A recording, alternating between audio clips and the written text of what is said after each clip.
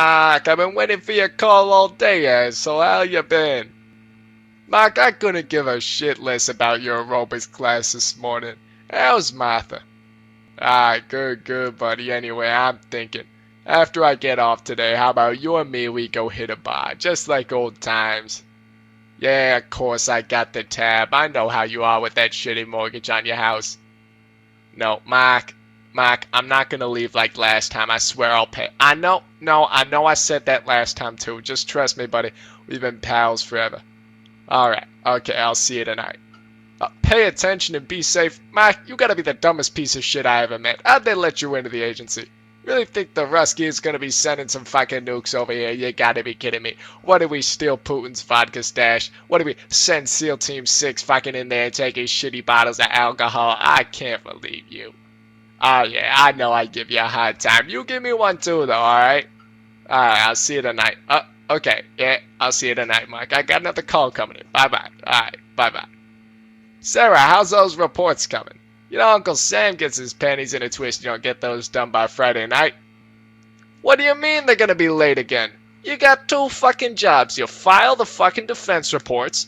You say hi to your boss on the way in. Yeah, alright. Okay, well they better get done or it's on my ass. Yeah, and I know I've got it easier than you. What with me just sitting here looking at these pointless numbers all day, but last time I checked, we have not yet been hit with a nuclear strike yet. You have been late on the reports 3 times this year. Okay, alright, okay, Sarah, that was uncalled for if I'm being honest. You know I love the banner, but you don't have to bring up the incident every time. No, I told you I had 2 large sprites that day, Martha. It's not my fault. Okay, alright, fine. Well, even Stevens, just get the reports done, for the love of God. Alright, okay, bye-bye.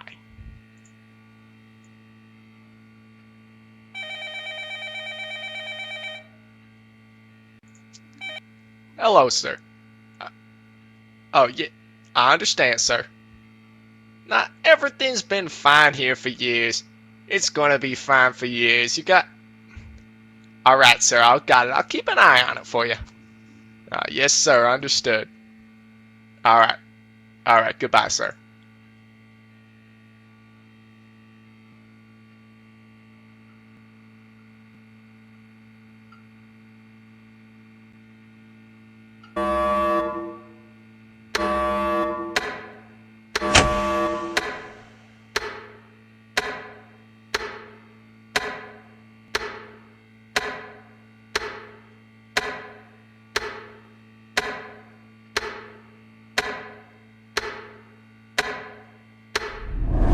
Why? Why launch a counterattack? Why end the lives of possibly billions of humans, just like yourself? It won't save the lives of your family, nor your friends, nor anyone. And while the deaths of those who you fire at may still be inevitable in the coming minutes of nuclear war, why must it be you who causes those deaths?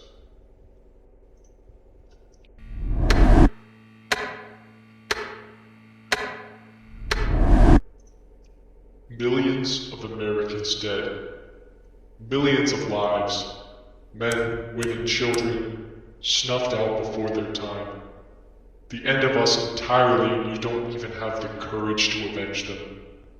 Are you really such a coward as to let us all go quietly into the night, weak, frail, and pitiful?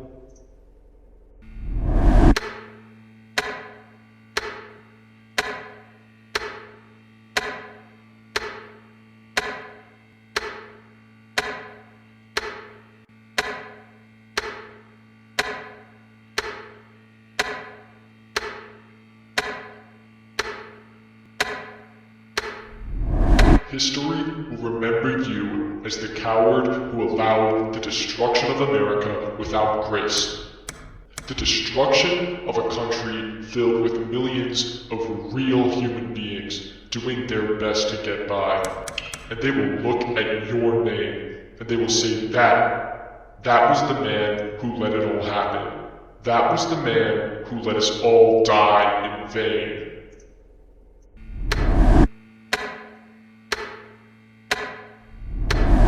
There's a man who lives in a large Russian town. A town that will soon be removed from existence, along with all of its inhabitants. It's inevitable, whether it be India, China, or Pakistan who cause it. That being said, there's a man who lives in this town, and along with the rest of the town's inhabitants, they'll be ignorant to their coming deaths until a few moments before they happen. Anyway, this man was a good man. He helped his community survive in the harsh winters and worked an honest job all his days. And there was a girl who lives in this town. The man had fancied her since they were both kids, playing in the snow together. As they grew older, they grew closer, and a beautiful relationship took place. It was this relationship that gave the man the strength he needed to be as good and as kind and as generous as he was. And in a few minutes, he'll propose to this girl and she will say yes. And it will be the happiest moment he will ever experience. And he still may yet have the chance to experience it, if only for a few minutes before their unavoidable deaths. Those deaths will be had in each other's arms, fulfilled and happy, and he still might have the chance to live a full life, a life truly worth living.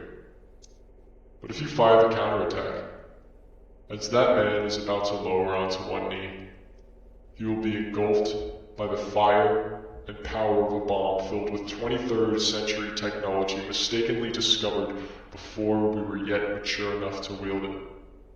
And he will die with disappointment and fear, and she will die with sadness. And there will be countless other stories which go the exact same way. And it will be you who caused it all.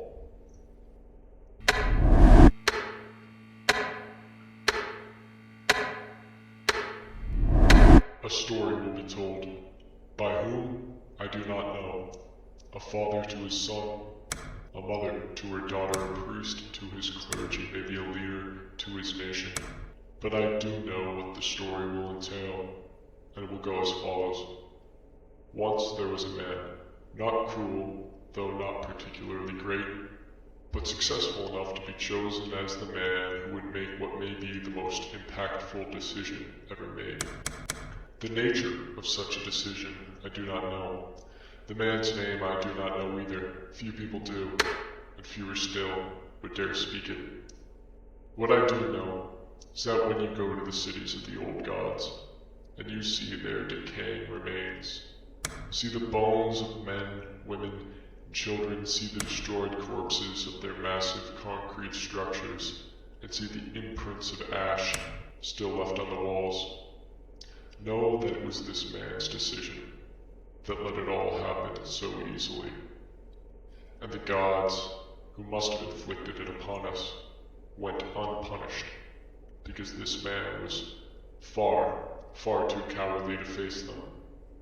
And as we gather around the fire tonight, and burn the remains we found all these centuries later, we pray that we do not become like that man, that we will not allow ourselves to be destroyed without consequence. Surely we cannot become like that man.